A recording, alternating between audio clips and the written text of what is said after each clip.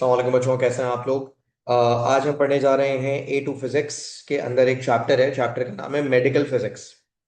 और medical physics के अंदर एक टॉपिक है, टॉपिक का नाम है अल्ट्रासाउंड। अल्ट्रासाउंड एक सबसे ज्यादा समझने आप पूछा जाने वाला कॉन्सेप्ट है मेडिकल फिजिक्स में। वैसे तो मेडिकल फिजिक्स में बेटा एक्सरे के क्वेश्चंस भी आते हैं, सीटी स्कैन के क्वेश्चंस भी आते हैं, पेट स्कैन के क्वेश्चंस भी आते हैं, लेकिन जो सबसे ज्यादा क्वेश्चंस पूछे जाते हैं वो किसके पूछे जाते हैं? वो अल्ट्रासाउंड के पूछे जाते हैं। अच्छा, अल्ट्रासाउंड के बारे में जो सबसे पहली चीज जो आपको पता होनी चाहिए, जिसका पेपर में सवाल भी बहुत ज्यादा आता है, एग्जामिनर बहुत फ्रिक्वेंटली ये चीज पूछता है। सवाल क्या आता है, मैं डायरेक्ट आपको पहले सवाल लिखकर दिखाता हूं। पेपर में सवाल आता है, explain explain the main principles, explain the main principles behind the generation behind the generation of ultrasound. Examiner आपसे सबसे पहले क्या पूछेगा? एग्जामिनर आपसे सबसे पहले पूछेगा कि अल्ट्रासाउंड को जेनरेट करने के मेन प्रिंसिपल्स बताओ, यानी कि अल्ट्रासाउंड कैसे जेनरेट होती है ये बताओ। क्या पूछेगा एग्जामिनर आपसे? एग्जामिनर आपसे पूछेगा अल्ट्रासाउंड कैसे जेनरेट होता है। अच्छा, इसका जवाब आप सिर्फ तभी लिख सकते हैं जब आपको ये पूरा प्रोसेस पता हो। अल्ट्रासाउंड की जेनरेशन का आपको जब पूरा प्रोसेस पता होगा तो ही आप ये जवाब दे सकते हैं। तो मैं अभी आपको उसका जवाब लिखवाऊंगा नहीं, पहले मैं आपको इसका पूरा प्रोसेस बताऊंगा, फिर आप आंसर खुद ब खुद लिखने के काबिल हो जाएंगे। मैं आपको सिर्फ कीवर्ड्स बताऊंगा, पॉइंटर्स बताऊंगा, और आप पूरा जवाब खुद लिख पाएंगे। तो सबसे पहले तो सुन ले भाई, अल्ट्रासाउंड को जेनरेट करने के लिए क्या क्या चीजें पता होना आपको जरूरी है। सबसे पहले तो आपको पता होना जरूरी है कि भाई एक पीजो इलेक्ट्रिक क्रिस्टल क्या होता है। पीजो इलेक्ट्रिक क्रिस्टल और पीजो इलेक्ट्रिक ट्रांसड्यूसर क्या होता है। What is a piezo electric transducer? अभी फिर से बता रहा हूं, I am not telling you the answer of that question. अभी मैं क्वेश्चन का आंसर नहीं बता रहा, पहले मैं इसका बैकग्राउंड बता रहा हूं कि क्या क्या चीजें आपको पता होनी चाहिए। पीजो इलेक्ट्रिक ट्रांसड्यूसर क्या होता है? पीजो इलेक्ट्रिक ट्रांसड्यूसर, पहले तो सुन लें, इसके अंदर होता है, it consists of a piezo electric crystal. Example के तौर पे क्वार्ट्स। अल्ट्रासाउंड जनरेट करने के लिए सबसे पहले आपको क्या पता होना चाहिए? Piezo electric transducer. और पीजो इलेक्ट्रिक ट्रांसड्यूसर के अंदर लगा होता है piezo electric crystal. Piezo electric crystals की सबसे अच्छी और सबसे कॉमन मिसाल है क्वार्ट्स। अब आप सोच रहे होंगे सर ये क्वार्ट्स क्या होता है। अभी मैं आपको क्वार्ट्स क्रिस्टल के बारे में बताता हूं कि what is a quartz crystal, ठीक है। लेकिन उससे पहले सुने, it consist of a piezo electric crystal quartz. क्या करता है transducer? A transducer is a device which converts one form of energy to another। Transducer क्या होता है? ट्रांसड्यूसर एक ऐसी डिवाइस होती है जो एनर्जी की एक फॉर्म को दूसरी फॉर्म में कन्वर्ट कर सके। ऐसी डिवाइस को आप कहते हैं ट्रांसड्यूसर। पीजो इलेक्ट्रिक ट्रांसड्यूसर क्या होता है? पहले तो देखें, आपको क्या पता होना चाहिए, पहले आपको पता होना चाहिए ट्रांसड्यूसर क्या होता है। ट्रांसड्यूसर एक ऐसी डिवाइस है जो एनर्जी को एक फॉर्म से दूसरी फॉर्म में कन्वर्ट करे। अब आप बोलेंगे सर इस तरह तो हर डिवाइस ट्रांसड्यूसर है, क्योंकि हर डिवाइस एनर्जी को एक फॉर्म से दूसरी फॉर्म में कन्वर्ट करती है। कोई सी भी डिवाइस उठा लें आप, ठीक है। अच्छा, अब पीजो इलेक्ट्रिक ट्रांसड्यूसर क्या है? पीजो इलेक्ट्रिक ट्रांसड्यूसर एक ऐसी डिवाइस है जिसके अंदर पीजो इलेक्ट्रिक क्रिस्टल लगा होता है। अब जाहिर है आपका सवाल आएगा, सर पीजो इलेक्ट्रिक क्रिस्टल क्या होता है? जैसे मैंने आपको पीजो इलेक्ट्रिक क्रिस्टल की एक एग्जांपल भी दी। क्वार्ट्ज एक क्रिस्टल है, वो एक पीजो इलेक्ट्रिक क्रिस्टल है, ठीक है। अच्छा, पीजो इलेक्ट्रिक क्रिस्टल या क्वार्ट्ज के बारे में सुन ले भाई। क्वार्ट्ज या piezo electric crystal, piezo electric crystal can convert can convert electrical electrical energy to sound and vice versa. मतलब ये हुआ कि पीजो इलेक्ट्रिक क्रिस्टल या क्वार्ट्ज क्रिस्टल एक ऐसा क्रिस्टल है जिसको अगर आप इलेक्ट्रिसिटी देंगे ना, ये साउंड प्रोड्यूस करेगा। क्या? इलेक्ट्रिसिटी देंगे, ये साउंड प्रोड्यूस करेगा। और उल्टा भी कर सकता है, यानी अगर आप इसको साउंड एनर्जी देंगे, ये इलेक्ट्रिसिटी प्रोड्यूस करेगा। यानी दोनों काम कर सकता है। If you provide electricity to it, it can produce sound, and if you provide sound to it, it can produce electrical energy, electrical signals. समझ आ गई बात? क्वार्ट्ज क्रिस्टल समझ आ गया। अच्छा, अब थोड़ा सा क्वार्ट्ज क्रिस्टल के बारे में थोड़ी सी और बात सुन ले भाई। फर्ज करें ये मैंने बनाया है एक अदद क्वार्ट्ज क्रिस्टल, ये मैंने एक अदद क्वार्ट्ज क्रिस्टल बना दिया। ठीक है। क्वार्ट्ज क्रिस्टल के अंदर होता क्या है पहले तो सुन ले। क्वार्ट्ज क्रिस्टल के अंदर आयंस होते हैं। क्या होते हैं बेटा? आयंस। अब क्वार्ट्ज क्रिस्टल हैज आयंस। अब मैं क्या करने जा रहा हूं जरा सुनिएगा। मैं इस क्रिस्टल के अंदर जो रेड कलर के डॉट्स बना रहा हूं, रेड कलर के जो मैं डॉट्स बना रहा हूं, समझ जाइएगा कि ये पॉजिटिव आयंस है। कौन है? ये पॉजिटिव आयंस है। रेड वाले डॉट्स क्या है मेरे बच्चों? पॉजिटिव आयंस हैं, रेड डॉट्स। अच्छा, आपको इसकी इतनी डिटेल पता होनी जरूरी नहीं है कि सर ये कौन से आयंस है। डेफिनेटली वो उसका सॉलिड स्टेट में थोड़ा सा हम चले जाएंगे। अगर मैंने आपको बताया कि इसके अंदर ऑक्सीजन के नेगेटिव आयंस होते हैं या सिलिकेट के पॉजिटिव आयंस होते हैं, ठीक है, वो लंबी हो जाएगी। आपको उतना नहीं पता होना चाहिए। आपको बेसिक्स क्या पता होना चाहिए? आपको बेसिक्स पता होने चाहिए कि क्वार्ट्ज क्रिस्टल के अंदर पॉजिटिव एंड नेगेटिव आयंस होते हैं। ठीक है, तो रेड वाले डॉट्स को मैंने पॉजिटिव से शो किया है। अब देखें, मैं जो ग्रीन वाले डॉट्स बना रहा हूं ना, क्या बना रहा हूं मैं? जो मैं ग्रीन वाले डॉट्स बना रहा हूं, ये ग्रीन वाले डॉट्स कौन है मेरे बच्चों? ये ग्रीन वाले डॉट्स हैं नेगेटिव आयंस। तो यहां पे मैं इसको लेबल कर देता हूं, the green dots are negative ions, negative ions. और ये मैंने जो आपके सामने ये जो पिक्चर बनाई है, ये मैंने किसकी पिक्चर बनाई है? ये मैंने एक क्वार्ट्ज क्रिस्टल की या पीजो इलेक्ट्रिक क्रिस्टल की एक पिक्चर बनाई है। Piezo electric crystal. ऑलराइट, ठीक है भाई। So what is that? That is a piezo electric crystal. Piezo electric crystal में पॉजिटिव आइंस हैं रेड वाले डॉट्स, और नेगेटिव आइंस हैं ग्रीन वाले डॉट्स।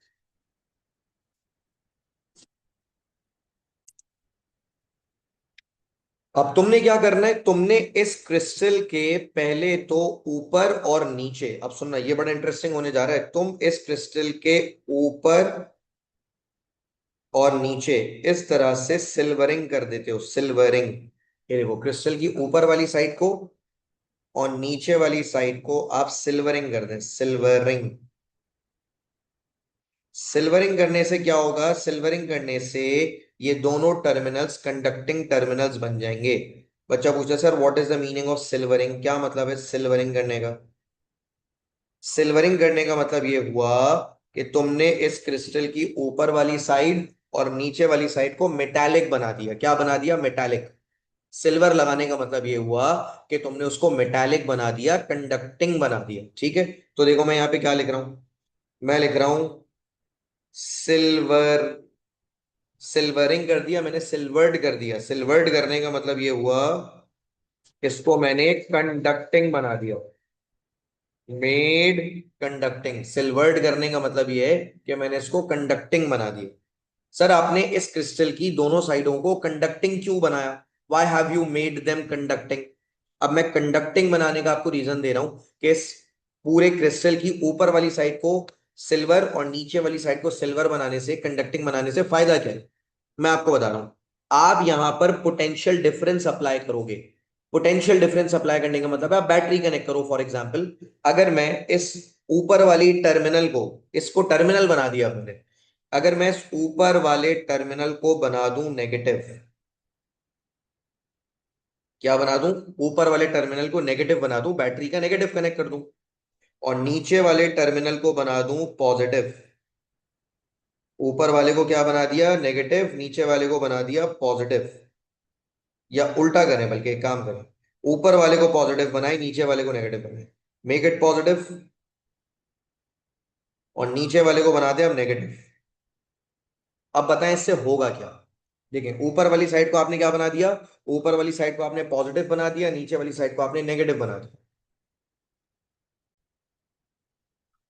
तो आपने इस टर्मिनल की, इस क्रिस्टल की ऊपर वाली साइड को पॉजिटिव बना दिया, नीचे वाली साइड को नेगेटिव बना दिया।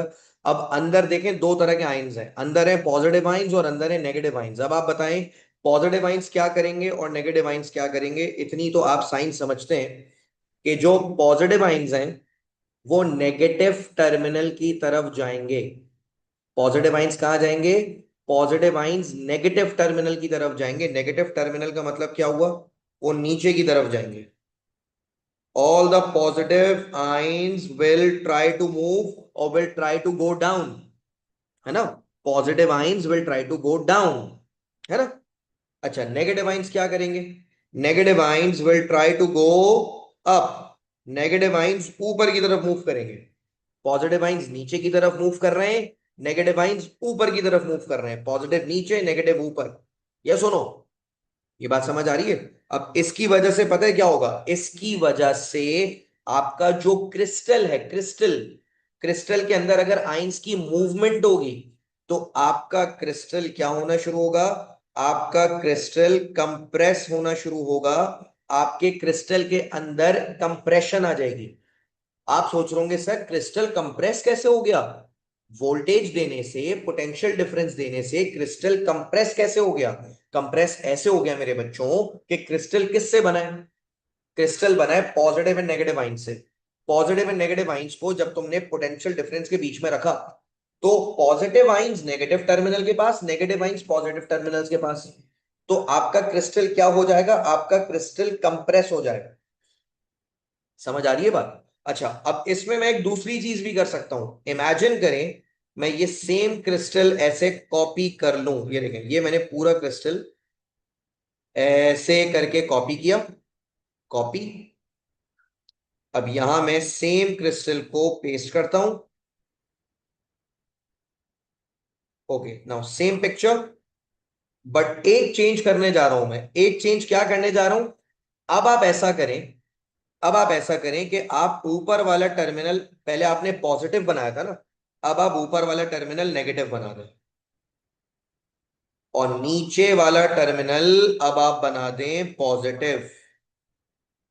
अब मुझे बताएं क्या होगा, क्या आइंस अब भी उसी डायरेक्शन में मूव करेंगे जिसमें पहले कर रहे थे, क्या आइंस अब भी उसी डायरेक्शन में मूव करेंगे जिसमें पहले कर रहे थे, नहीं, अब उल्टा होगा। पहले आइंस जैसे मूव कर रहे थे अब वो ऑपोजिट मूव करेंगे, यानी अब की बार जो पॉजिटिव आइंस हैं वो ऊपर की तरफ जाएंगे। पॉजिटिव आइंस कहां जाने की कोशिश करेंगे, ऊपर की तरफ जाने की कोशिश करेंगे। और अब नेगेटिव आइंस कहां जाने की कोशिश करेंगे, अब आपके नेगेटिव आइंस नीचे की तरफ जाने की कोशिश करेंगे। They will try to go down. और अब आपका यही क्रिस्टल जो कि पहले कंप्रेशन का शिकार हो रहा था, अब इसी क्रिस्टल के अंदर क्या आ जाएगी, एक्सपेंशन आ जाएगी।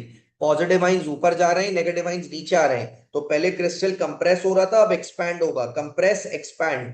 तो पहले तो मुझे जल्दी से थम्स अप देकर बताओ कि तुम्हें क्रिस्टल की कंप्रेशन और क्रिस्टल की एक्सपेंशन वाली बात समझ आई या नहीं है, कि कब ये क्रिस्टल कंप्रेस हो रहा है, कब ये क्रिस्टल एक्सपैंड हो रहा है। पहले वाली जो पोलैरिटी तुमने अप्लाई की थी, पहले वाली पोलैरिटी का मतलब ये हुआ, पहले तुमने ऊपर पॉजिटिव बनाया था और नीचे नेगेटिव बनाया था, तो उस सूरत में तुम्हारा क्रिस्टल कंप्रेस हो गया था। अब तुमने ऊपर नेगेटिव बनाया है और नीचे पॉजिटिव बनाया है, जिसकी वजह से तुम्हारा क्रिस्टल अब एक्सपैंड हो गया है। अच्छा, अब यहां पर मैं एक चालाकी करने जा रहा हूं। चालाकी क्या करने जा रहा हूं, अगर मैंने यहां पे ऑल्टरनेटिंग सप्लाई कनेक्ट कर दी, if an alternating supply is connected, alternating supply is connected, अगर मैंने ऑल्टरनेटिंग सप्लाई कनेक्ट कर दी, ऑल्टरनेटिंग सप्लाई से क्या होगा पता है, कभी ऊपर वाला पॉजिटिव नीचे वाला नेगेटिव, और कभी ऊपर वाला नेगेटिव नीचे वाला पॉजिटिव। तो आपके क्रिस्टल में बताइए क्या होगा? Alternate compressions and rare expansion शुरू हो जाएंगी। क्या शुरू हो जाएंगी? Alternate compressions and expansions. तो आप लिखेंगे the crystal undergoes undergoes alternate compressions and expansions. और देखो ब्रैकेट में मैं क्या लिख रहा हूं? ब्रैकेट में मैंने लिखा है वाइब्रेट्स। आपका क्रिस्टल एक तरह से वाइब्रेट कर रहा है। देखिए आपने क्या किया, पहले आपने ऊपर पॉजिटिव बनाया, बाद में आपने नीचे पॉजिटिव बनाया। पहले वो कंप्रेस हो रहा था, वो एक्सपैंड हो रहा है, लेकिन अब मैं कह रहा हूं एसी लगा दो, एसी ऑल्टरनेटिंग करंट लगा दो। ऑल्टरनेटिंग करंट से क्या होगा? आपका crystal compress expand compress expand होता रहेगा। क्या होता रहेगा? Compress expand compress expand compress expand होता रहेगा। जिसकी वजह से आप कहेंगे कि सर ऑल्टरनेटिंग करंट की सप्लाई लगाने से हमारा क्रिस्टल वाइब्रेट होना शुरू हो गया। क्या होना शुरू हो गया? वाइब्रेट होना शुरू हो गया। अब आगे आगे देखें मैं क्या लिख रहा हूं। If frequency of if frequency of AC supply becomes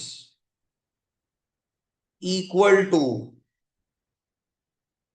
natural frequency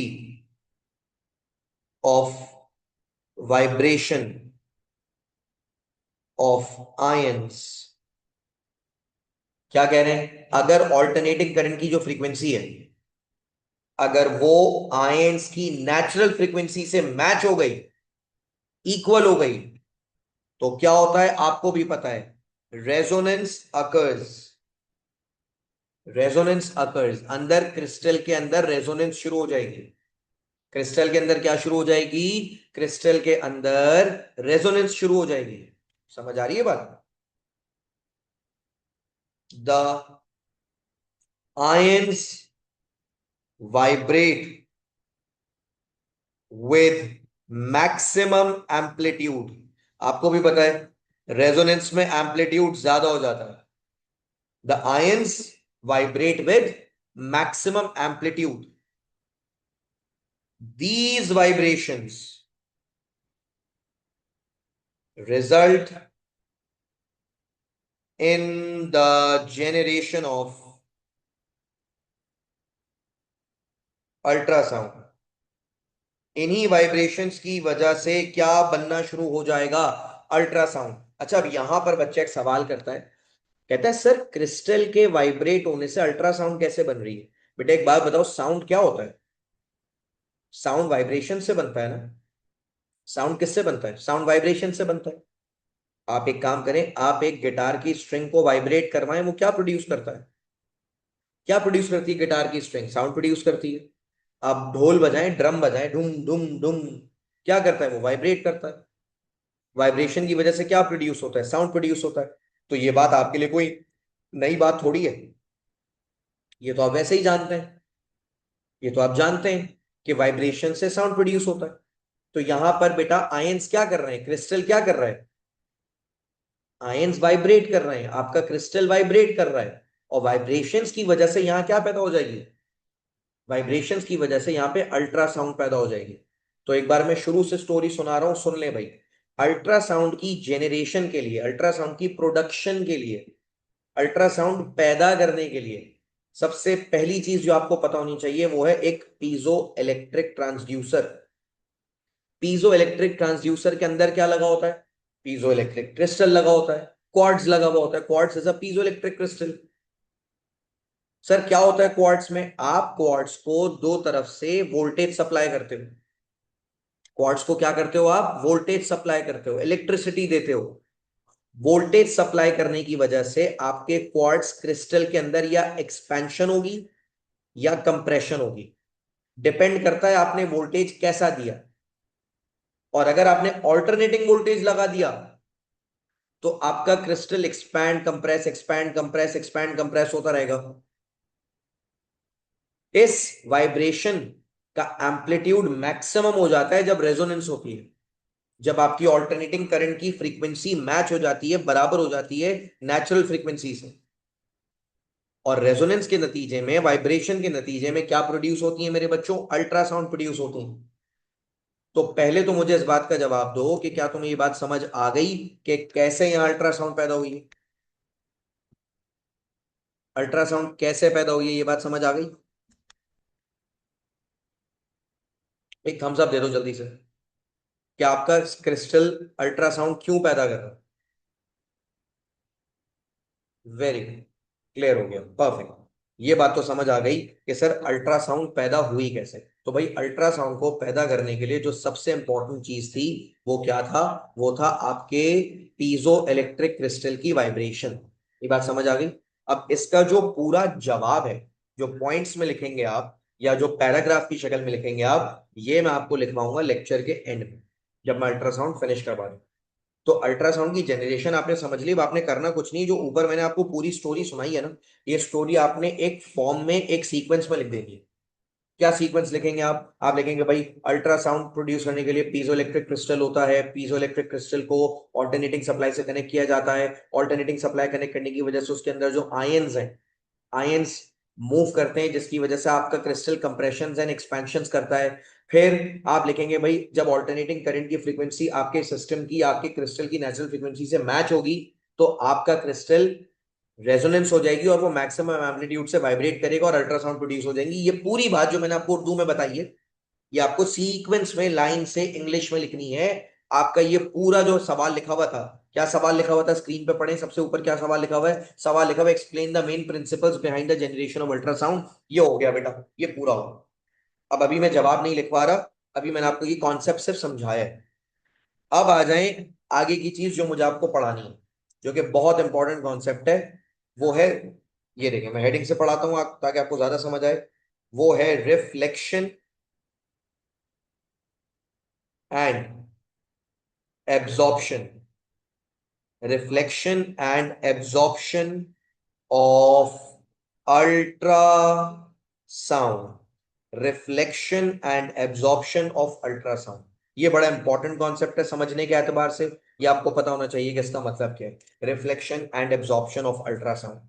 imagine करें आपके पास दो मीडियम्स मौजूद हैं। क्या मौजूद हैं? दो मीडियम्स। क्या मतलब है दो मीडियम्स का? समझाता हूं। फर्स्ट करें, ये एक बाउंड्री है, boundary, this is a boundary. इस बाउंड्री के ऊपर एक मीडियम है कोई सा, देयर इज वन मीडियम। इसको हम किसी कलर से शो कर लेते हैं। ये देखें, ये देखें, मैं इसको एक कलर से हाईलाइट कर रहा हूं ताकि आपको समझने में आसानी हो। यहाँ पे मैंने क्या किया बेटा, यहाँ पे मैंने कलर कर लिया है, because I want to teach you something. ये एक मीडियम है, इसको पहले सही से कलर कर लेते हैं हम ताकि समझाने में बच्चों को आसानी हो। तो मैंने इसको एक कलर कर लिया और इसके नीचे है कोई दूसरा medium.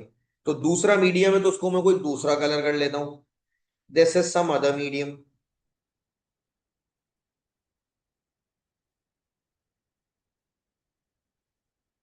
So that is some other medium, ठीक है।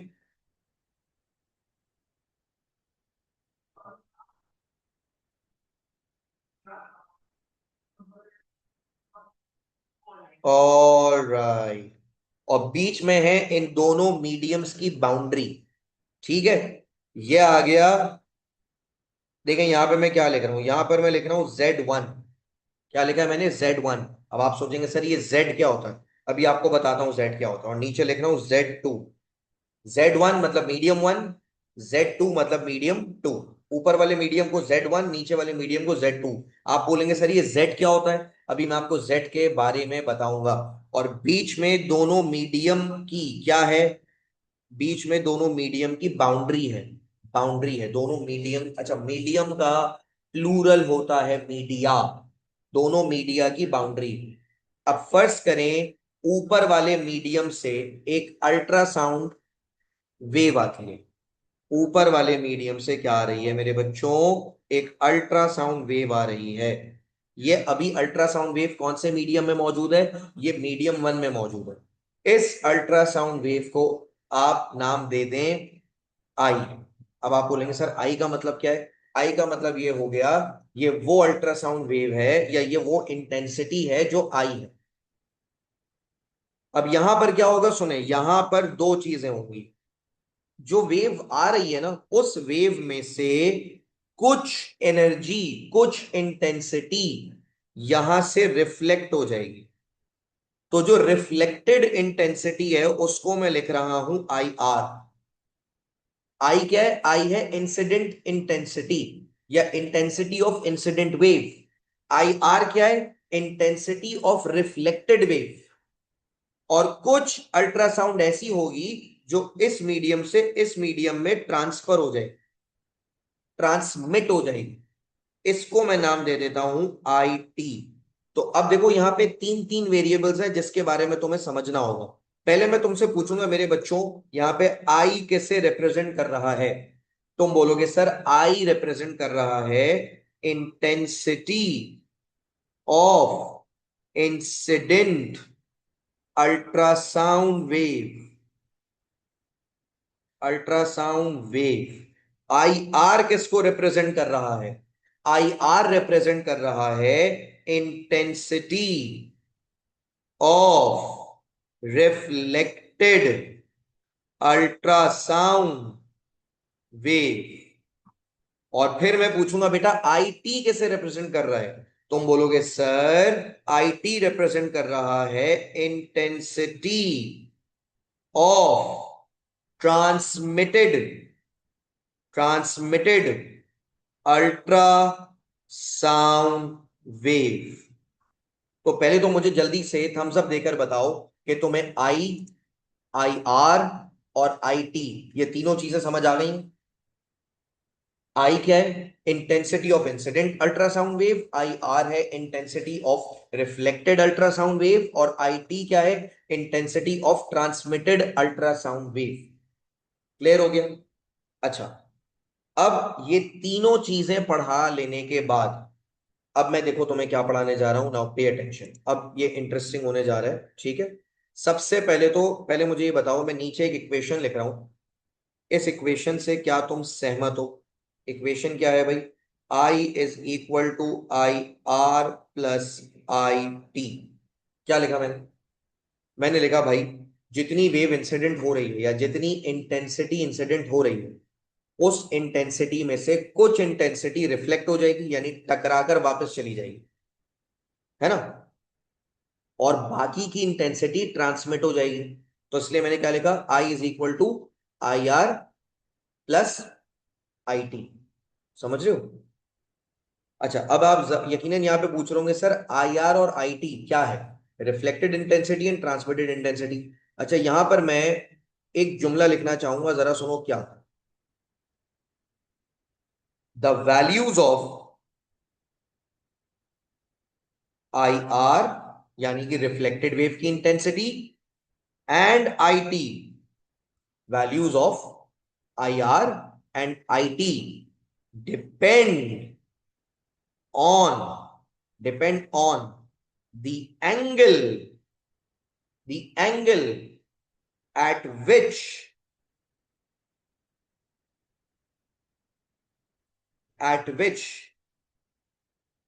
incident wave arrives। I R और आई टी डिपेंड करता है पहली चीज तो एंगल पे, कि भाई कितने एंगल पे वेव आ रही है, कितने एंगल पे वेव आ रही है। और and also depend on also depend on the property of property of medium, कि वो मीडिया कैसे है, वो मीडियम कैसे है। एक तो किस एंगल पे वेव आ रही है या जा रही है, दूसरा वो मीडियम कैसे है। अच्छा, अब आपको याद है मैंने ऊपर दो चीजें आपको नहीं बताई। मैंने आपको आई बता दिया, मैंने आपको आई आर बता दिया, मैंने आपको आई टी बता दिया, लेकिन सर आपने हमें Z1 और Z2 नहीं बताया। ये Z1 Z2 क्या है सर? तो आइए अब मैं आपको समझाता हूं what is Z1 and Z2। Clear है? तो उसको समझने के लिए आपको यहां पर एक नई चीज पढ़नी पड़ेगी, एक न्यू प्रॉपर्टी पढ़नी पड़ेगी। देखिए मैं हेडिंग डाल रहा हूं, हेडिंग डाल के पढ़ाता हूं ताकि आपको ज्यादा अच्छे से समझ आए। टॉपिक का नाम है मेरे बच्चों, या इस चीज का नाम है specific acoustic, specific acoustic impedance, specific acoustic impedance. इतना लंबा नाम, स्पेसिफिक अक्यूस्टिक इम्पीडेंस। और इसको हम किस लेटर से डिपेंड कर शो करते हैं? हम इसको डिनोट करते हैं, शो करते हैं बाय द लेटर जी। अब आप पूछेंगे सर ये क्या होता है? बेटा तुम्हें पता है इसकी एक नंबर में पेपर में डेफिनेशन आती है। What is specific acoustic impedance of a medium? एक मीडियम की स्पेसिफिक अक्यूस्टिक इम्पीडेंस से क्या मुराद है? तो तुम्हें इसकी डेफिनेशन याद करनी है। क्या होती है इसकी डेफिनेशन? तुम लिखोगे it is the product of, it is the product of density of the medium, it is the product of density of the medium and the speed of ultrasound, ultrasound in that medium। अगर कोई भी तुमसे पूछ ले कि specific acoustic impedance क्या होती है, तो आप बोलेंगे स्पेसिफिक एक्यूस्टिक इंपीडेंस दो चीजों का प्रोडक्ट होता है। कौन सी है वो दो चीजें? नंबर वन डेंसिटी, उस मीडियम की डेंसिटी कितनी है। नंबर टू, उस मीडियम के अंदर अल्ट्रासाउंड की स्पीड कितनी है। तो अगर आप स्पेसिफिक इंपीडेंस या स्पेसिफिक अक्यूस्टिक इंपीडेंस निकालना चाहते हैं तो आप फॉर्मूला लगाएंगे Z is equal to density into speed, density into speed. ये क्या आ गया आपके पास? ये फॉर्मूला आ गया स्पेसिफिक अक्यूस्टिक इंपीडेंस का। इस फॉर्मूला में रो का मतलब क्या है? रो का मतलब है डेंसिटी। और इस फॉर्मूला में सी का मतलब क्या है? सी का मतलब है स्पीड ऑफ अल्ट्रासाउंड। अच्छा ये बात आपको पता है यार कि हम स्पीड को कभी लेटर वी से रिप्रेजेंट करते हैं, कभी लेटर सी से रिप्रेजेंट करते हैं। हो सकता है कुछ बच्चे यहां पे ये भी एतराज करें कि सर सी तो हम स्पीड ऑफ लाइट के लिए यूज करते थे, सी तो हम इलेक्ट्रोमैग्नेटिक वेव्स की स्पीड के लिए इस्तेमाल करते थे। हाँ बिल्कुल करते थे, लेकिन हम यहां पर सी को अल्ट्रासाउंड की स्पीड के लिए भी इस्तेमाल कर रहे हैं या कर सकते हैं। तो पहले तो बताओ ये फॉर्मूला और एक्यूस्टिक इंपीडेंस समझ आ गया? जल्दी से थम्स अप दे दो। क्या बताता है आपको एक्यूस्टिक इंपीडेंस? मैं फिर से बता रहा हूं, एक्यूस्टिक इंपीडेंस आपको बताता है कि उस मीडियम की डेंसिटी कितनी है और उस मीडियम में अल्ट्रासाउंड की स्पीड कितनी है, उन दोनों का प्रोडक्ट बताता है। समझ आ गई बात? जल्दी बताओ, क्लियर और नॉट? अच्छा लगे हाथ, नॉलेज के लिए बता रहा हूं, स्पेसिफिक अक्यूस्टिक इंपीडेंस का जरा जल्दी से यूनिट भी लिख लो। क्या लिख लो भाई? यूनिट लिख लो। यूनिट कैसे बनाओगे भाई? ये देखो, SI यूनिट। बेटा डेंसिटी का यूनिट होता है kg m-3। और स्पीड का यूनिट क्या होता है? स्पीड का यूनिट होता है मीटर पर सेकेंड। तो आंसर आ जाएगा kg m-2 s-1, kg m-2 s-1। ये सुनो। अच्छा जी, यहां तक अगर तमाम चीजें क्लियर हैं तो मुझे जरा बता दो, थम्स अप दे दो भाई, पता चल रहा है कि पल्ले पड़ रहा है या नहीं पड़ रहा। Good, very good. चलो भाई, कुछ बच्चों को तो समझ आया। नाइस। अब आ जाओ आगे, आगे की स्टोरी पढ़ते हैं। आगे क्या क्या बचा हुआ है हमारे पास? अब हम आपको एक चीज पढ़ाने जा रहे हैं बड़े मजे की। उस चीज का नाम है intensity reflection, intensity reflection coefficient.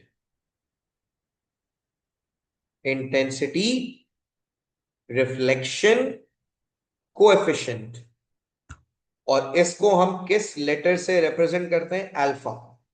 क्या पढ़ाने जा रहा हूं मैं? इंटेंसिटी रिफ्लेक्शन कोएफिशिएंट किससे रिप्रेजेंट करते हैं? अल्फा से। अब आप पूछेंगे सर क्या होता है ये इंटेंसिटी रिफ्लेक्शन कोएफिशिएंट, क्या है, व्हाट इज दैट? तो आइए मैं आपको इंटेंसिटी रिफ्लेक्शन कोएफिशिएंट की पहले डेफिनेशन बताता हूं। Ratio of ratio of intensity of reflected wave, ratio of intensity of reflected wave and and intensity of incident wave।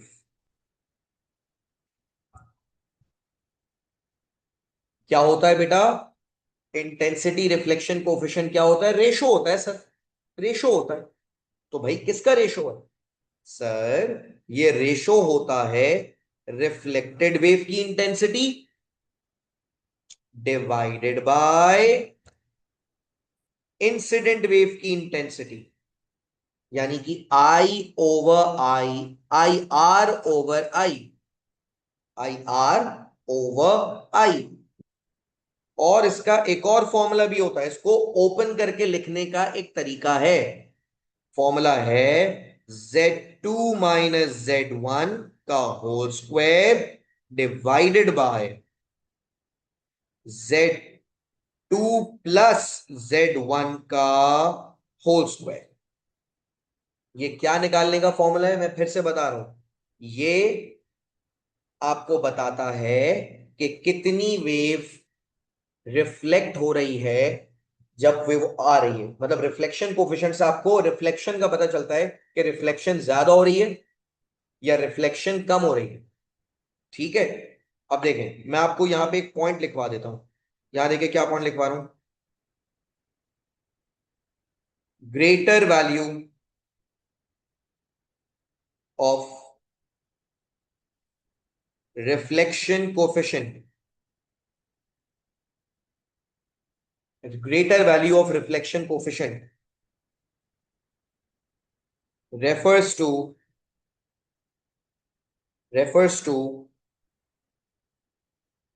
more reflection and less transmission। अगर कोई दो मीडियम है आपके पास और उन दो मीडियम की अल्फा की वैल्यू, रिफ्लेक्शन कोफिशिएंट की वैल्यू ज्यादा आ रही है, इसका क्या मतलब? अगर कभी भी रिफ्लेक्शन कोफिशिएंट की वैल्यू ज्यादा आ रही है, बड़ी वैल्यू आ रही है, इसका मतलब यह है कि ज्यादातर वेव रिफ्लेक्ट हो गई और बहुत थोड़ी सी वेव ट्रांसमिट हुई है। ज्यादा वेव रिफ्लेक्ट हो गई और थोड़ी सी वेव ट्रांसमिट हुई है। अब सुने, when ultrasound is being used for diagnosis या when ultrasound is being used for imaging, जब अल्ट्रासाउंड को आप इमेजिंग के लिए इस्तेमाल कर रहे हैं, स्कैनिंग के लिए इस्तेमाल कर रहे हैं पेशेंट के लिए, आप पेशेंट की बॉडी में अल्ट्रासाउंड भेजना चाहते हैं ना भाई। अच्छा तुम मुझे एक बात बताओ, मान लो तुम एक, वो क्या होते हैं, सोनोलॉजिस्ट होते हैं मेरे ख्याल से जो अल्ट्रासाउंड करते हैं ना। मान लो तुम अल्ट्रासाउंड करने वाले एक डॉक्टर, ठीक है। अच्छा, अब तुम अपने पेशेंट का अल्ट्रासाउंड कर रहे हो, परफॉर्म कर रहे हो, जाहिर है तुम क्या चाहोगे? तुम चाहोगे कि जो अल्ट्रासाउंड वेव्स हैं वो पेशेंट की बॉडी के अंदर जाए, रिफ्लेक्ट ना हो। रिफ्लेक्ट होने का तो मतलब जाकर वापस आ गए, टकराकर वापस आ गए, अंदर ही नहीं गए। So if you are doing ultrasound, what would you want? कि अल्ट्रासाउंड रिफ्लेक्ट कम से कम हो और ट्रांसमिट ज्यादा से ज्यादा हो। तो देखो क्या लिख रहा हूं, when ultrasound is being used for imaging, the value of alpha, यानी कि reflection coefficient, should be less या small so that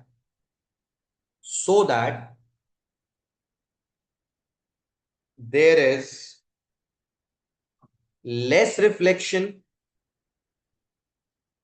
and more transmission.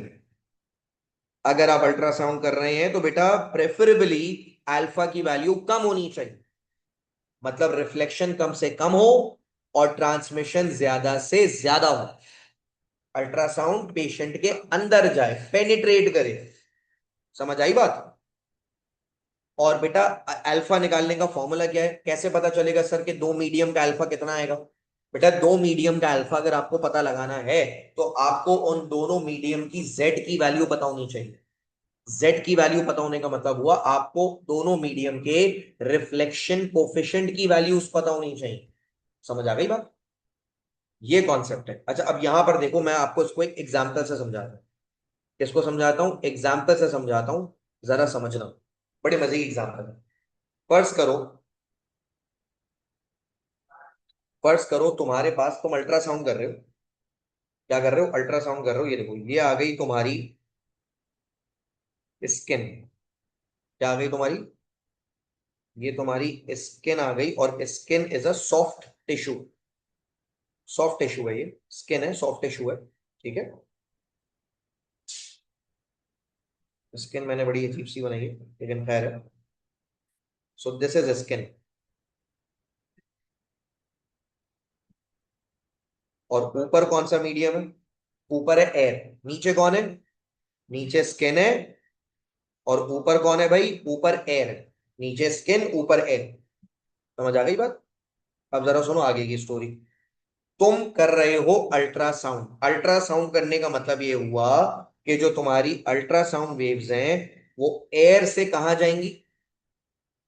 वो एयर से जाएंगी स्किन में, है ना?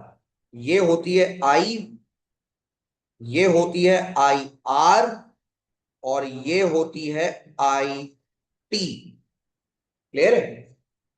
आई, आई आर, आई टी। आई क्या है? इंसिडेंट वेव की इंटेंसिटी।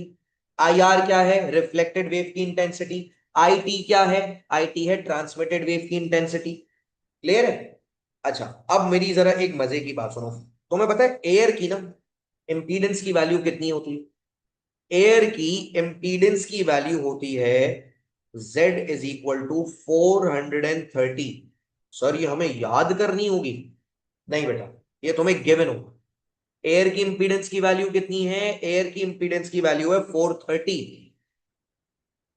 अच्छा, टिश्यू की इंपीडेंस की वैल्यू कितनी है? टिश्यू की इंपीडेंस की वैल्यू है 1.6 10 टू द पावर 6।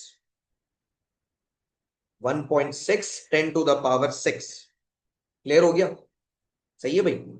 अब जरा आ जाओ, मैं कहता हूं बेटा जरा अल्फा निकालो, अल्फा।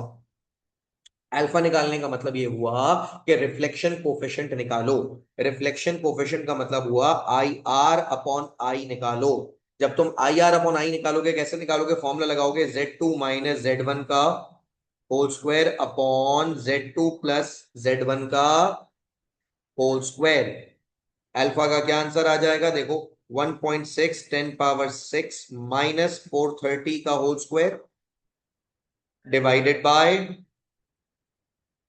1.6 इंटू 10 पावर 6 प्लस 430 का होल स्क्वायर। जब मैं ये तमाम कैलकुलेशंस करूंगा तो देखो मेरा क्या आंसर आएगा।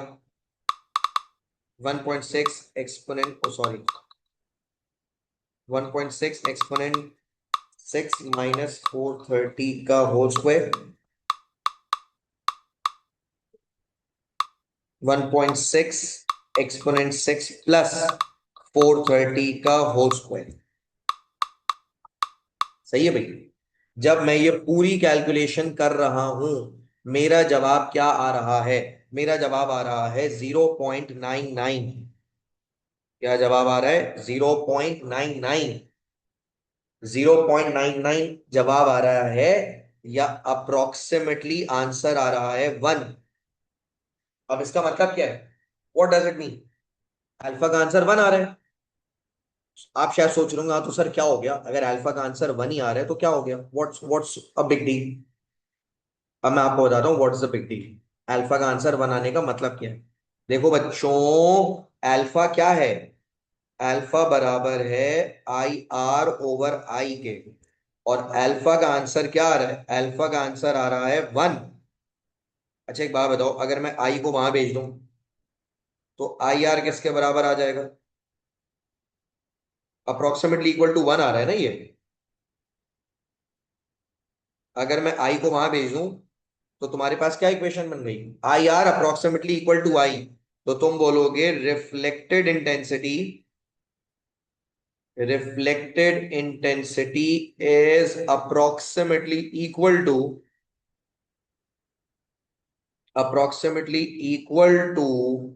Incident intensity.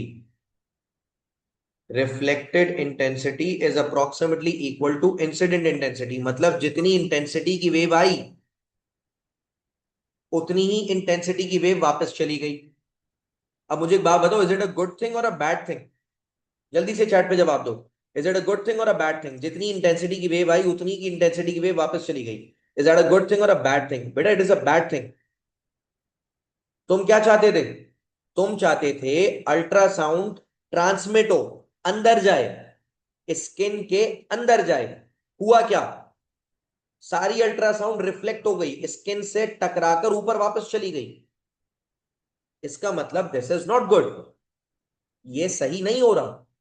यहां तो अल्ट्रासाउंड को चाहिए था वो स्किन के अंदर पेनिट्रेट हो जाती, ट्रांसमिट हो जाती। यहां क्या हो रहा है? यहां तो सारी की सारी अल्ट्रासाउंड वेव वापस जा रही है। तो ये अच्छी बात नहीं है। तो सर फिर उसको हम अवॉइड कैसे करें? How do we avoid it?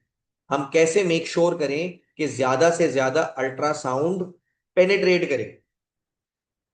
अब मैं आपको बता रहा हूं ये कैसे किया जाता है। ठीक है, देखिए मैं क्या लिख रहा हूं। आप लिखेंगे to overcome this problem. To overcome this problem, अगर आप इस प्रॉब्लम को ओवरकम करना चाहते हैं, अगर आप चाहते हैं कि मेजॉरिटी अमाउंट ऑफ वेव उसकी इंटेंसिटी ट्रांसमिट हो, तो आपको एक काम करना है। आप क्या करोगे पता है? A water gel is used. A water gel is used which has higher value of acoustic impedance.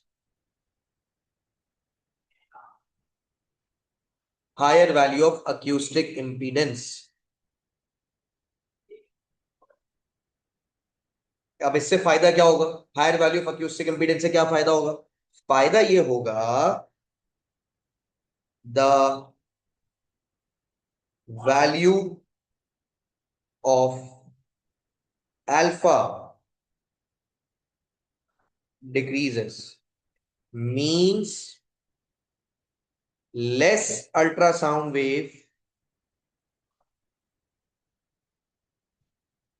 is reflected and more is transmitted. क्या मतलब हुआ मैं आपको समझाता हूं। आप पता है क्या करो? अब मैं बताता हूं पेशेंट का अल्ट्रासाउंड किया कैसे जाता है। फॉर एग्जाम्पल ये पेशेंट की स्किन है, नीचे क्या है? पेशेंट की स्किन है। अच्छा, ये है अल्ट्रासाउंड का,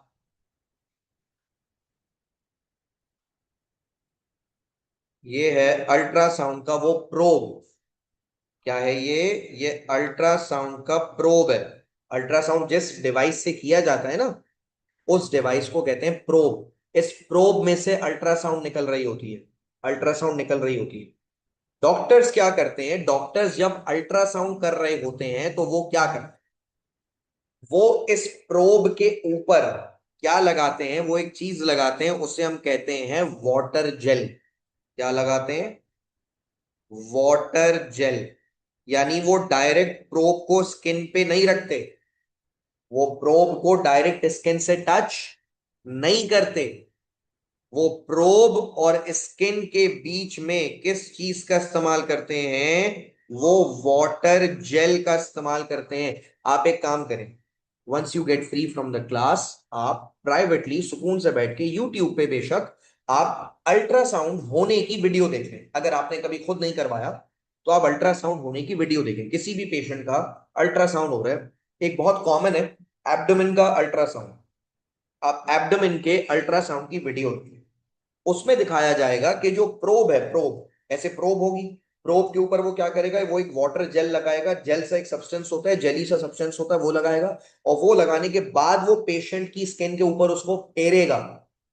वो डायरेक्टली कभी भी प्रोब को स्किन के ऊपर टच नहीं करेगा, क्योंकि अगर उसने डायरेक्टली टच किया तो अल्ट्रासाउंड ट्रैवल कर रही है from air to skin, from air to skin. अगर एयर टू स्किन अल्ट्रासाउंड जाएगी तो अल्फा की वैल्यू बहुत ज्यादा आएगी, और अल्फा की वैल्यू ज्यादा आने का मतलब है आपकी सारी अल्ट्रासाउंड तो रिफ्लेक्ट हो गई।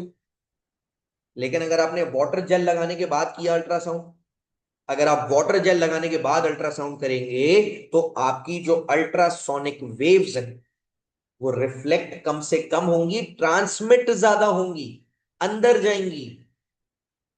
ठीक है, अच्छा एक और ट्रिक बताता हूं, ये ट्रिक बड़ी मजे की है। The difference in the values of Z, the difference in the values of Z of the two media, of the two media be should be small for better transmission and less reflection। अगर आप चाहते हैं reflection कम से कम हो और transmission ज्यादा से ज्यादा हो, तो बेटा जो दोनों की Z की वैल्यूज का डिफरेंस है वो कम होना चाहिए। डिफरेंस जितना ज्यादा होगा,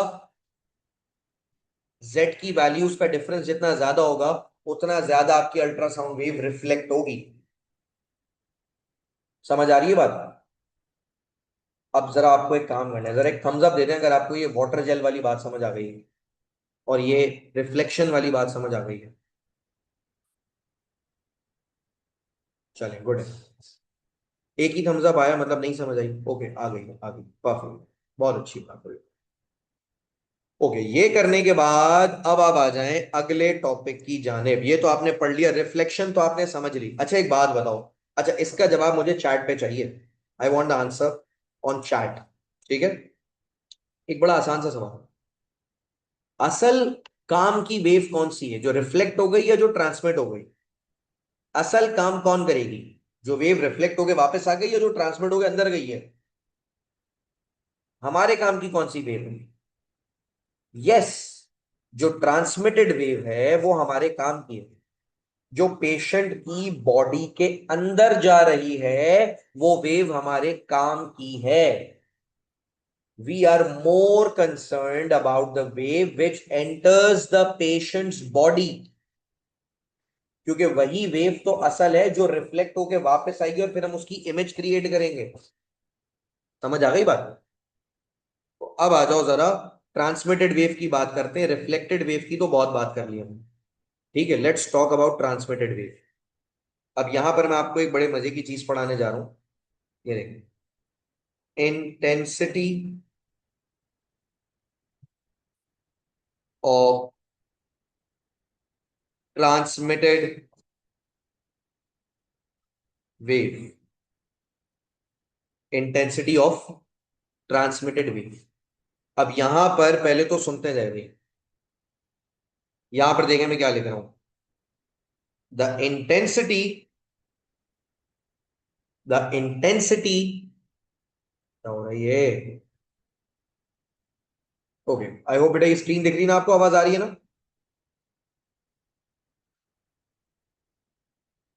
okay, the intensity of transmitted wave reduces या decreases exponentially exponentially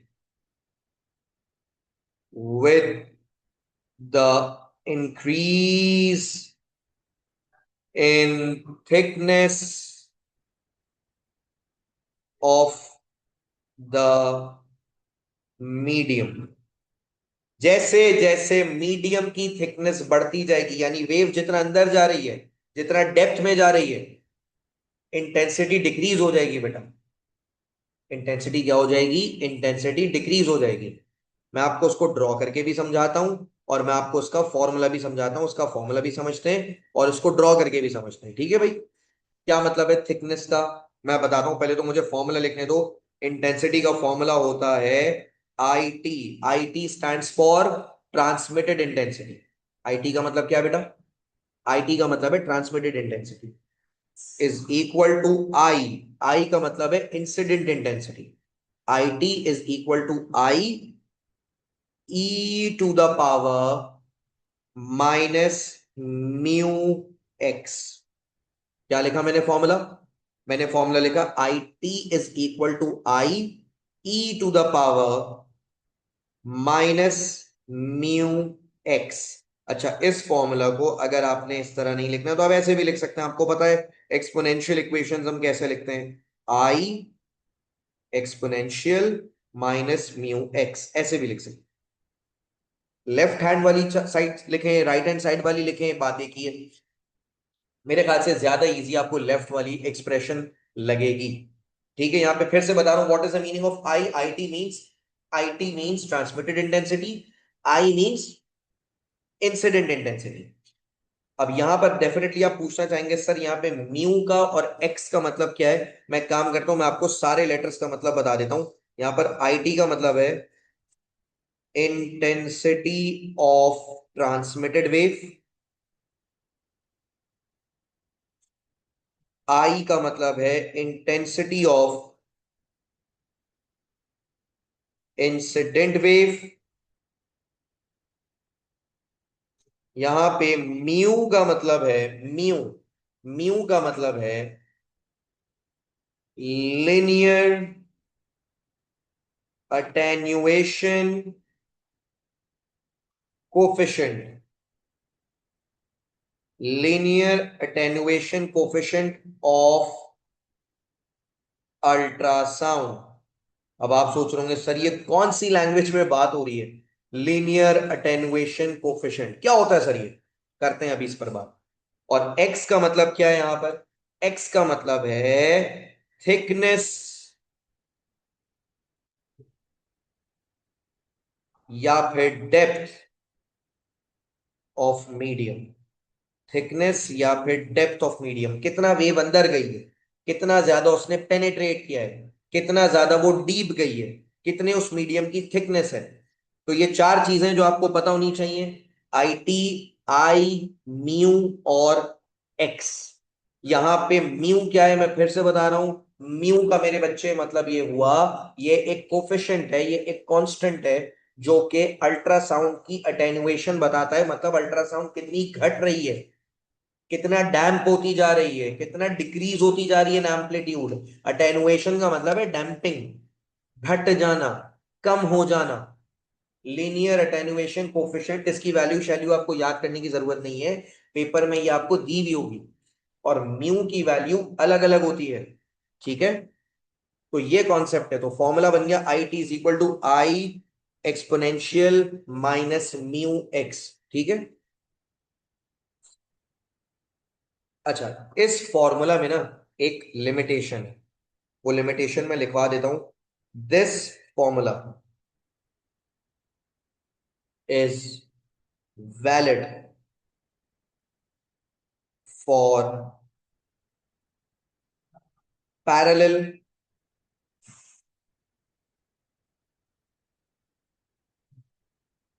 ultrasound waves incident on a medium. यानी अल्ट्रासाउंड वेव्स कैसी एंटर हो रही हो? पैरेलल एंटर हो रही हो, टेढ़ी मेढ़ी ना आ रही हो।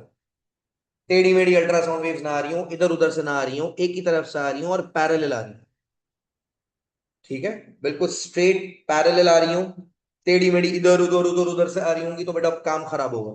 ठीक है। This formula is valid for parallel ultrasound waves incident on a medium. ये हो गया आपका कॉन्सेप्ट। सही है भाई।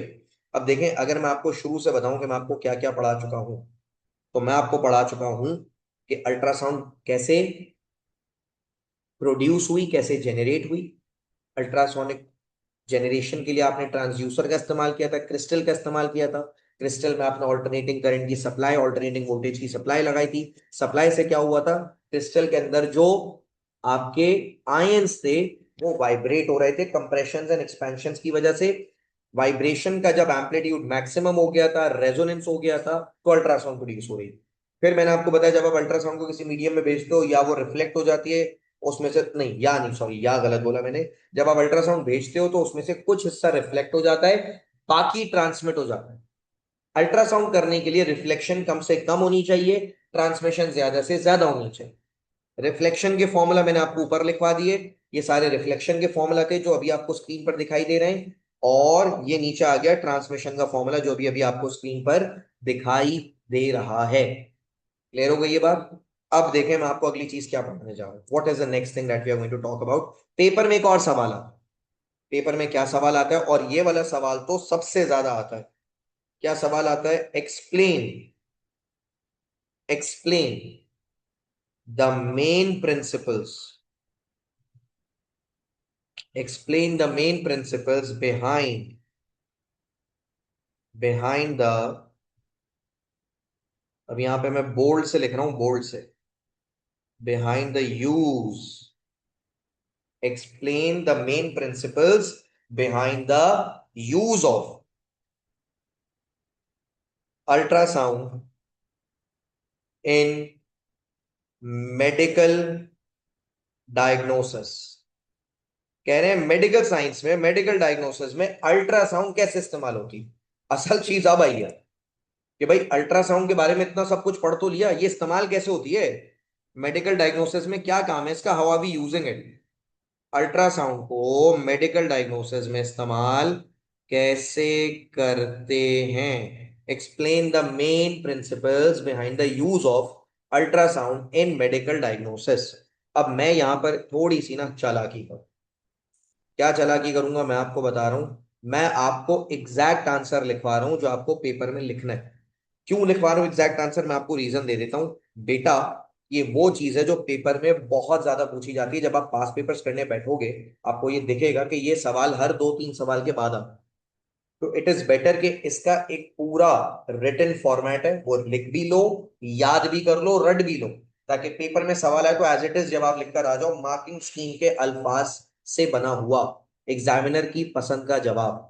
क्लियर हो गया। तो मैं आपको उसका जवाब लिखवाता भी जा रहा हूं, समझाता भी जा रहा हूं। आप इसका जवाब क्या लिखेंगे, देखें, आप लिखेंगे ultrasound waves are sent, ultrasound waves are sent inside the body. Body के अंदर आप अल्ट्रासाउंड वेव्स भेजेंगे। ठीक है। दीज वेव्स, ये जो वेव्स हैं, ये जो वेव्स हैं,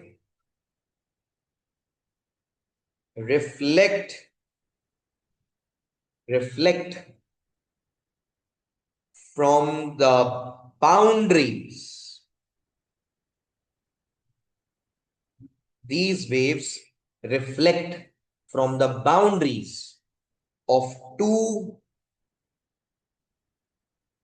media inside the body. Inside the body. ये वेव्स क्या करेंगी, ये वेव्स रिफ्लेक्ट होंगी। कहां से रिफ्लेक्ट होंगी, बॉडी के अंदर किसी भी दो मीडियम की बाउंड्री में से। ये वेव्स कहां से रिफ्लेक्ट होंगी, बॉडी के अंदर कोई से भी दो मीडियम्स की बाउंड्री से रिफ्लेक्ट होंगी। क्लियर हो गया।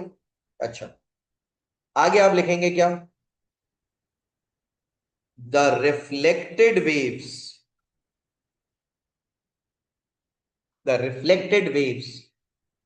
Are detected by the transducer. बेटा जिस ट्रांसड्यूसर से वेव्स निकल के गई थी, जब वो रिफ्लेक्ट होकर बॉडी के अंदर से वापस आएंगी, रिसीव भी वही ट्रांसड्यूसर करेगा। इसीलिए हम उस ट्रांसड्यूसर के लिए एक वर्ड इस्तेमाल करते हैं, वर्ड है ट्रांसीवर। ट्रांसीवर का मतलब है जो ट्रांसमीटर भी है और रिसीवर भी है। आप जब अल्ट्रासाउंड कर रहे होते हैं ना, जिस मशीन से, जिस प्रोब से आप अल्ट्रासाउंड कर रहे होते हैं, प्रोब का मतलब वो डिवाइस जिससे अल्ट्रासाउंड निकल रही है, आपको पता है उस प्रोब के अंदर दो दो चीजें हो रही है। वो प्रोब अल्ट्रासाउंड भेज भी रहा है और वापस आने वाली अल्ट्रासाउंड को वही प्रोब डिटेक्ट भी कर रहा है। Same thing is doing two operations. Probe से अल्ट्रासाउंड जा भी रही है, यानी ट्रांसमिट हो रही है, और उसी प्रोब में अल्ट्रासाउंड वापस भी आ रही है। वापस आने का मतलब है वो रिसीव भी हो रही है। समझ आ गई बात? अच्छा, आगे क्या लिखेंगे आप? आगे आप लिखेंगे द अल्ट्रासाउंड या these ultrasound waves, these ultrasound waves cause oscillation in the crystal,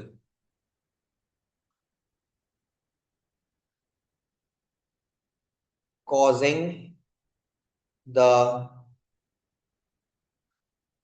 positive and negative ions to vibrate। फिर क्या लिखेंगे आप? this generates this generates an alternating this generates an alternating PD stands for potential difference। these, या बल्कि these भी ना लिखे, easy करें, this is processed this is processed by the cathode ray oscilloscope, जिसको आप शॉर्ट फॉर्म में कहते हैं CRO, and displayed on the screen। एक जुमला और लिखेंगे आप, ये बहुत इंपॉर्टेंट है। नंबर 1 और नंबर 2 करके लिख रहा हूं, लेकिन आप पेपर में नंबर 1 नंबर 2 ना भी करके लिखें तो मसला नहीं है। आप लिखेंगे the time interval the time interval between incident and reflected ultrasound waves, या पल्स, वेव से बेहतर है यहां पे लिखें पल्स, क्योंकि एक पल्स जाएगी वापस आएगी। Ultrasound pulse determines the depth depth of the medium। मतलब ये हुआ, वेव जितनी जल्दी वापस आ रही है डेप्थ उतनी कम है, वेव जितना देर से वापस आ रही है डेप्थ उतनी ज्यादा है। अच्छा, दूसरी बात आप क्या लिखेंगे? दूसरी बात, नंबर 1 तो लिखवा दिया, नंबर 2 क्या है भाई? नंबर 2 है the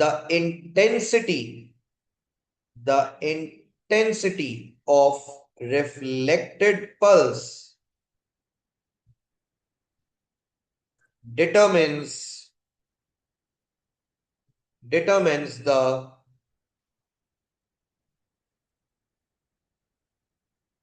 nature of the medium। क्या मतलब हुआ? मैं जरा इसको इजी करके समझाता हूं, सुनो मेरी बात, बड़ा इंपॉर्टेंट है ये, पे अटेंशन। यहां पर क्या बात हो रही है? पहले तो मैं पूरा जवाब आपके सामने स्क्रीन पे दिखा दूं, ये देखें, ये पूरा जवाब मैंने अभी अभी आपको लिखवाया है। इसका मतलब क्या, जरा समझे भाई। ये सवाल पेपर में आता है 4 से 6 नंबर के लिए, ठीक है? 4 नंबर में, 6 नंबर में सवाल आता है, वो बोलता है भाई अल्ट्रासाउंड के मेन प्रिंसिपल्स बताओ, वो इस्तेमाल कैसे होती है, how do we use ultrasound. देखो पहले तो तुमने अल्ट्रासाउंड बंदे के अंदर भेजनी है, पेशेंट के अंदर भेजनी है। अच्छा, अल्ट्रासाउंड स्किन से टकरा कर वापस नहीं आनी चाहिए, अल्ट्रासाउंड स्किन के अंदर एब्जॉर्ब होनी चाहिए। अल्ट्रासाउंड रिफ्लेक्ट कहां से होगी? It is not suppose to reflect from the top, it is not suppose to reflect from the skin.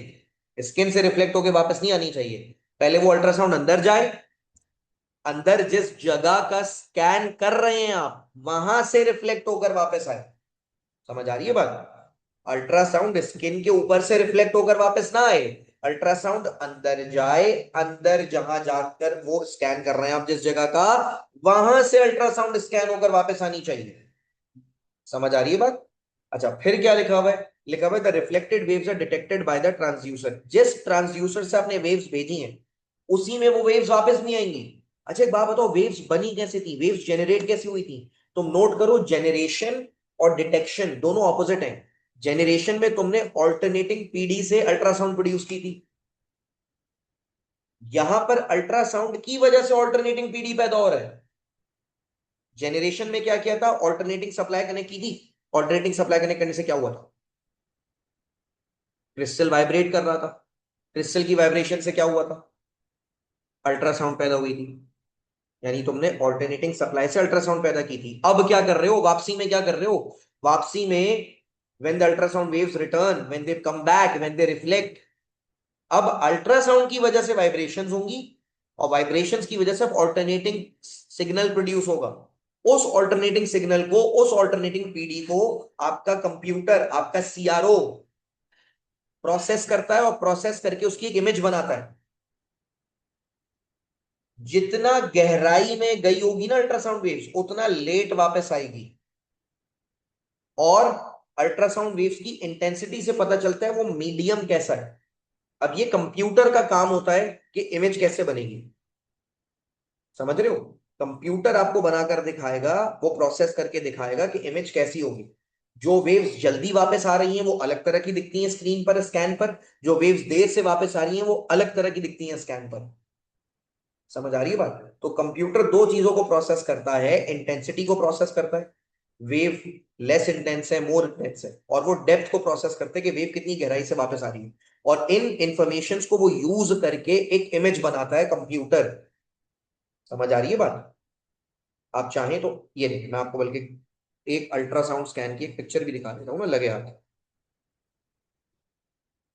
Ultrasound scan image,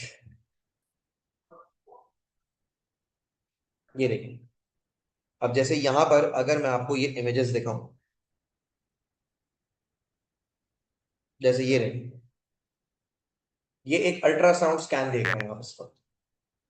ये एक प्रेग्नेंट वुमन का, उनके वूम्ब का एक अल्ट्रासाउंड है। इस अल्ट्रासाउंड के अंदर एक तकरीबन यहां पे लिखा हुआ है 12 वीक अल्ट्रासाउंड स्कैन, यानी प्रेगनेंसी का ये 12th वीक है। सही है? ये उसका स्कैन है। 12th वीक का मतलब ये कितने महीने, मतलब 4 हफ्ते। 4 हफ्ते होता है 1 मंथ। ठीक है? ये कुछ गलती है यहाँ पे, ये इतना इतना इतनी डेवलपमेंट होती नहीं है 12 वीक्स में, कुछ गलत है, इट्स रॉन्ग। वरना ये जितना बड़ा ये बेबी दिख रहा है यहाँ पे आपको, ये 12 वीक्स के स्कैन में नहीं होता। ठीक है? तो यहाँ पे होगा कुछ, हो सकता है I am missing something, I am missing some detail, but I am trying to tell you कि ये इस तरह की एक इमेज क्रिएट होती है बेटा अल्ट्रासाउंड की। ठीक है? प्रेगनेंसी के दौरान अल्ट्रासाउंड एक बहुत ही कॉमन टेस्ट है। मैं आपको एक पिक्चर और दिखाना चाहूंगा यहाँ पर। This is an important picture. ठीक है? इस पिक्चर में यहाँ पर एक चीज आपने गौर से देखनी है। यहाँ पर जब अल्ट्रासाउंड की प्रोब पेशेंट के ऊपर फेरी जा रही है, आपने नोट किया पेशेंट के ऊपर उसने एक वाटर जेल लगाया हुआ है। ये वाटर जेल वही काम कर रहा है जो मैंने अभी आपको थोड़ी देर पहले बताया था। यहां पर क्या हो रहा है, यहां पर अगर ये वाटर जेल इस्तेमाल ना होता तो अल्ट्रासाउंड की मेजॉरिटी वापस आ जाती, स्किन के अंदर पेनिट्रेट ही ना होती। इसीलिए यहां पे क्या किया जाता है, वाटर जेल इस्तेमाल किया जाता है to ensure maximum transmission of ultrasound inside the skin. Right? तो इसी प्रोब के अंदर, अच्छा ये प्रोब बड़े काम की चीज है, इसी प्रोब से दो काम हो रहे हैं। ये प्रोब अल्ट्रासाउंड को जेनरेट भी कर रही है जो कि अंदर जा रही है, और फिर जब वही अल्ट्रासाउंड वेव्स वापस आती हैं तो ये प्रोब उन्हें रिसीव भी करती है और रिसीव करके एक पिक्चर क्रिएट करती है। समझ आ रही है बात? सो that is how ultrasound works. अच्छा, यहां पे एक छोटी सी चीज और है भाई, ये एक छोटा सा सवाल लिख लें, फिर ये हमारी आज की क्लास खत्म हो जाएगी। पेपर में एक बड़ा कॉमन सवाल आता है, सवाल आता है, ओहो पेन चेंज करना पड़ेगा। सवाल आता है state and explain. State and explain जब आप पास पेपर्स करेंगे, बहुत कॉमनली, बहुत फ्रिक्वेंटली आपको ये सवाल पास पेपर्स में दिखाई देगा। सवाल आएगा state and explain one advantage, one advantage of using high frequency ultrasound. High frequency ultrasound क्यों इस्तेमाल किया जाता है? अल्ट्रासाउंड तो इस्तेमाल कर रहे हैं, हाई फ्रीक्वेंसी अल्ट्रासाउंड क्यों इस्तेमाल किया जाता है? इसका जवाब देखें, क्या लिखेंगे हम लिखेंगे higher frequency, higher frequency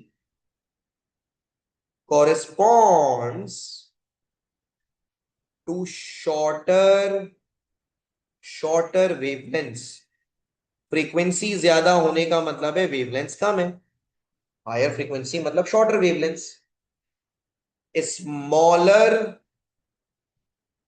structures can be easily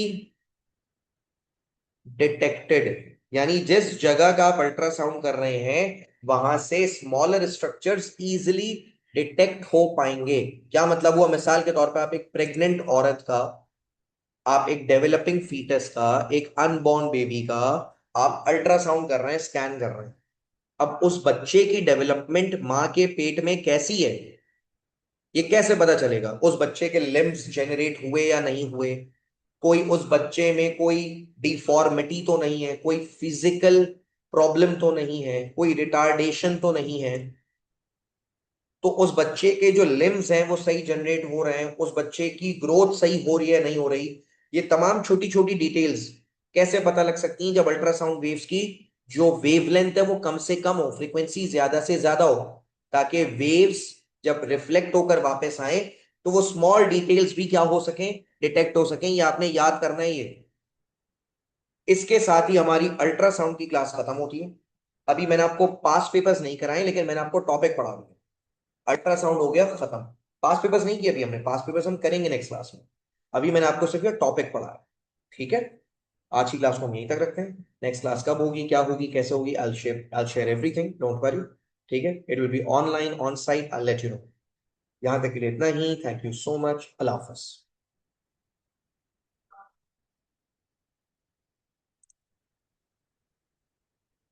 Allah Hafiz.